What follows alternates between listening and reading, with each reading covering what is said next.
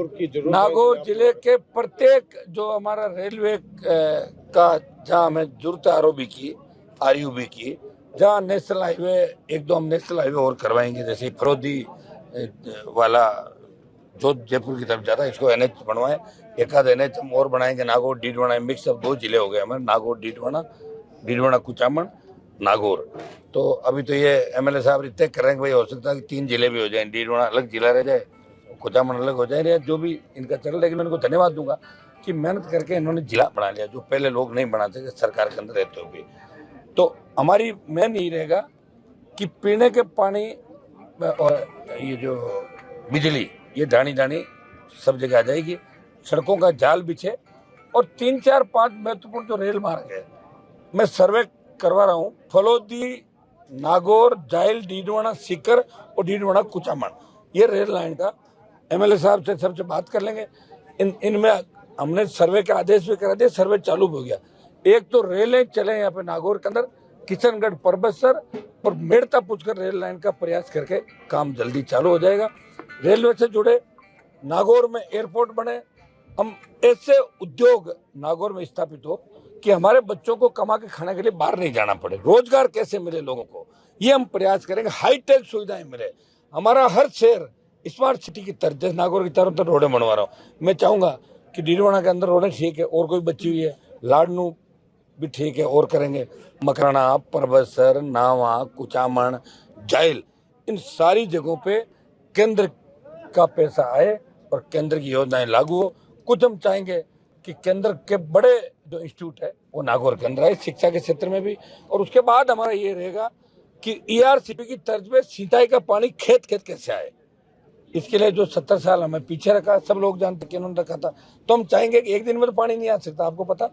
लेकिन हम प्रयास करेंगे कि ऐसी कोई योजना बने कि नागौर संसदीय क्षेत्र और हमारे जिले जो हैं इनमें सिंचाई का पानी कैसे आए, इसको लेकर हम सब लोग तय करके, और हमें सड़कों में संघर्ष करना करेंगे। और दूसरा, किसान की कर्ज माफी, ये हमारे लिए अहम इश्यू है, और इस बार किसानों को कर्जा माफ करेंगे चाहे हमें कुछ भी करना पड़े। आप विकास की सिर्फ अनुमान बेनीवाल होते हैं, वो तो उसका कारण क्या पढ़े लिखे नहीं है, अभी कीमो लगने से मैं उनकी बात का बुरा भी नहीं मानता, क्योंकि फिर वो बात वापस कर लेते हैं। अब क्या करा आदमी, बताओ मुझे। और ज्योति मिर्धा इसलिए मेरे से चिढ़ती है कि 5 साल जब वो रही तो लोग, अब जैसे मैं कहता हूँ ना कि भाई आपसे पहले कौन था, तो मैंने कहा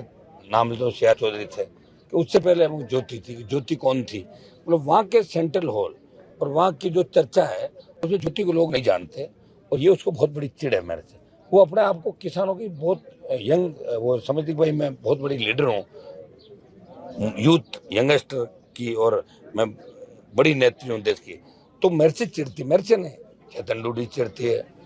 ये मुकेश है, इसकी भी अगर बात होगी जब देख रहे लाडनों के दौरे हो, जो ये हर उस नौजवान से चिढ़ते जो आगे बढ़ रहा है, ये उसको तकलीफ है, इसलिए वो अंदरगल बातें करते हैं, उसको पता ही नहीं है, अच्छा बेसिक नॉलेज नहीं उसको, और उसकी गलती भी नहीं है, क्योंकि उसने पीएमटी के थ्रू मेडिकल कॉलेज में नहीं आई थी,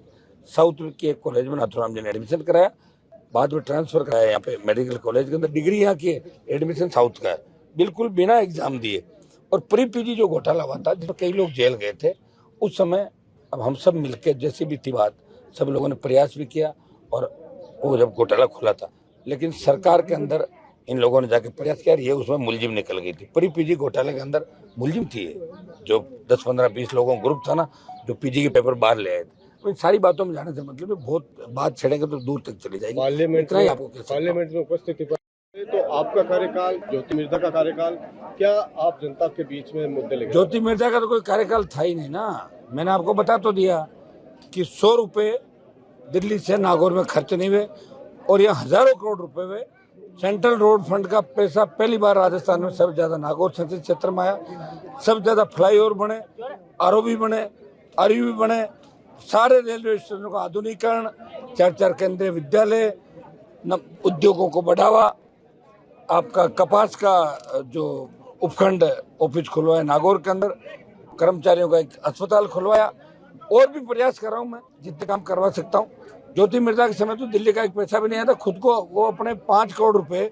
सांसद कोष के खर्च करना भूल गई थी, वो मैंने ही 2019 में खाता उसका बंद करा के, दोनों तीनों एमपी जो पहले के थे, और 5 करोड़ रुपए मैंने काम लिए थे। और लोकसभा के अंदर जो डिबेट करते हैं, इश्यू रेज करते हैं, उसमें ज्योति मिर्धा तो कोई अड़ती नहीं है, वो तो कोई 1 2 5 बार खड़ी हो गई कि खुद के कोई व्यक्तिगत मामलों के लिए। हनुमान बेनीवाल तो हमेशा लड़ता रहा है, कार्यकाल की तुलना बिल्कुल नहीं करें आप। और मेरा तो कार्यकाल के अंदर मैंने सत्ता को छोड़ के सड़क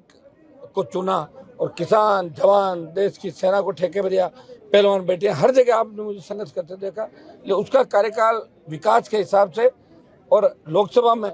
जो उसकी प्रेजेंट है हर तरीके से वो कार्यकाल के अंदर 0 है। और चुनाव के बाद नहीं दिखना, वापिस चले जाना, कोविड,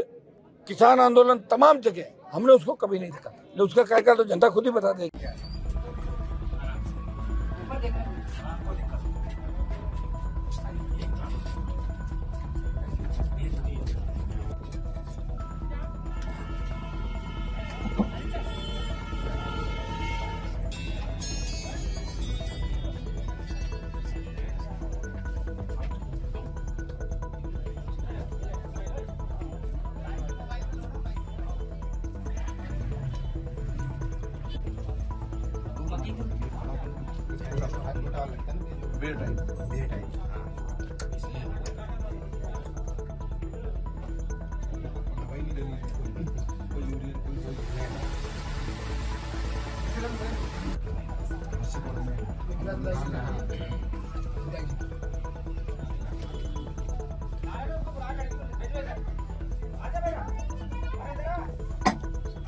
भाई तुम्हारा हाथ पीछे कर दो।